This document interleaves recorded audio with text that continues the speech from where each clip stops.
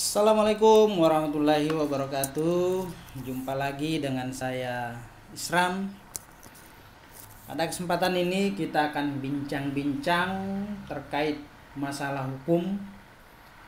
Pada topik kali ini kita akan bahas tentang waspadalah terhadap pengacara-pengacara gadungan, ya, dan tips mencari kantor hukum, pengacara atau kuasa hukum, ya.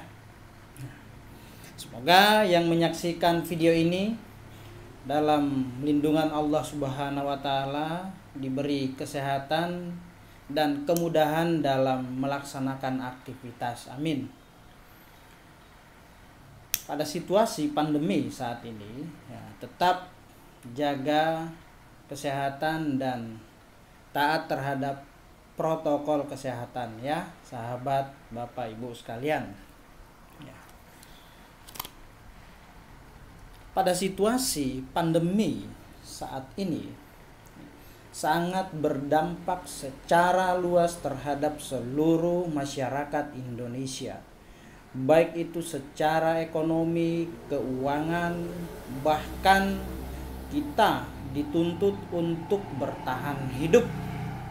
Nah, terkadang bertahan hidup itu penuh dengan segala resiko, ya. Salah satu resikonya adalah terkadang berbenturan dengan persoalan-persoalan hukum di luar sana. Banyak yang demikian, ya.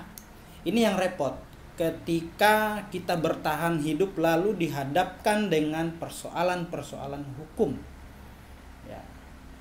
Jadi sahabat Bapak Ibu sekalian, apabila ada saudara, rekan, keluarga, ya, bersentuhan dengan persoalan hukum, maka langkah yang pertama yang harus dilakukan adalah salah satunya mencari penasehat hukum atau pengacara untuk membela kepentingan dan hak-hak hukumnya pada setiap tingkatan, ya. Jadi Bapak Ibu, para pencari keadilan, apabila orang telah diduga melanggar atau perbuatan tindak pidana, apalagi sampai ke ranah kepolisian, maka sesuai dengan pasal yang disangkakan terhadapnya, ya, dengan ancaman pidana di atas 5 tahun, ya, itu berdasarkan ketentuan undang-undang wajib baginya untuk menunjuk atau menggunakan jasa pengacara, ya. Nih, apabila seorang tersangka yang diduga telah melakukan perbuatan tindak pidana yang ancaman pidananya di atas 5 tahun, maka wajib untuk mendapatkan dan menunjuk kuasa hukum atau pengacara untuk mendampinginya pada setiap tingkatan, ya. Itu Bapak Ibu sekalian, ya. Nah, itu dasar hukumnya jelas pada pasal 56 ayat 1 Kitab Undang-Undang Hukum Pidana. Jadi wajib untuk didampingi dan menunjuk kuasa hukumnya, ya. Jadi sebelum menunjuk, mencari advokat atau pengacara, terlebih dahulu harus selektif dan hati-hati, jangan sampai salah pilih orang. Nah, istilahnya ada yang namanya pengacara gadungan.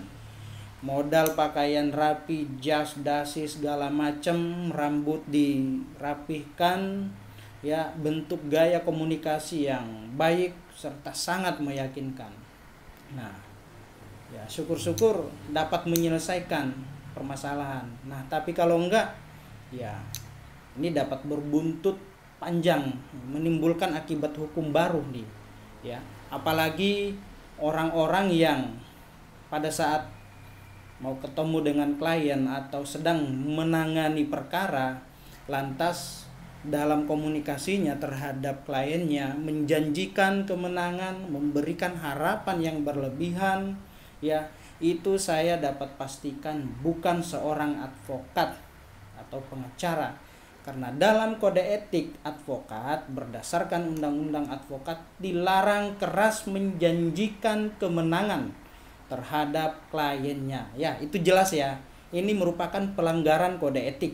Nah, maka Bapak Ibu pencari keadilan dimanapun berada, ketika ada seorang yang mengaku-ngaku advokat, pengacara, menggaransi, menjanjikan kemenangan, memberi harapan yang berlebihan bahwasanya perkara yang telah ditanganinya dan sedang ditanganinya akan menang, dapat dipastikan itu bukan seorang advokat. Karena advokat dilarang keras menjanjikan kemenangan terhadap kliennya. Itu merupakan pelanggaran kode etik. Di etik nantinya. Nah, tipsnya untuk mencari advokat atau pengacara, ya, ajak ketemu di kantornya. Pastikan kantornya jelas, identitasnya harus jelas, alamat kantornya ada, rekan partnernya jelas ada, kan begitu.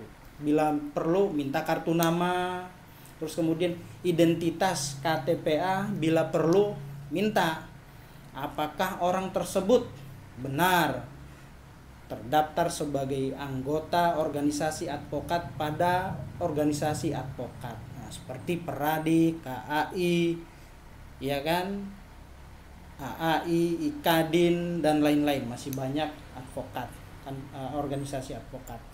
Jadi itu jangan selalu ketemu di rumah makan melulu, di kafe melulu. Sekali-kali ajak dong ketemu di kantor. Bapak kantornya di mana?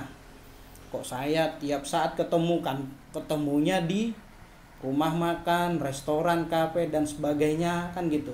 Pastikan ajak dia ketemu. Kantor Bapak di mana? Baiknya kita ngobrol di kantor, kan lebih enak. Nah, kira-kira itu tips mencari kantor pengacara atau advokat. Jangan salah pilih ya. Jangan salah pilih mencari advokat atau pengacara. Apabila salah pilih maka akan berbuntut panjang, menimbulkan akibat hukum yang baru. Ya, rugi nantinya ya. Udah advokat gadungan ya bisa dilaporkan ke kepolisian, itu penipuan namanya ya. Polisi aja banyak yang gadungan, TNI banyak gadungan, dokter banyak gadungan, pengacara pun demikian.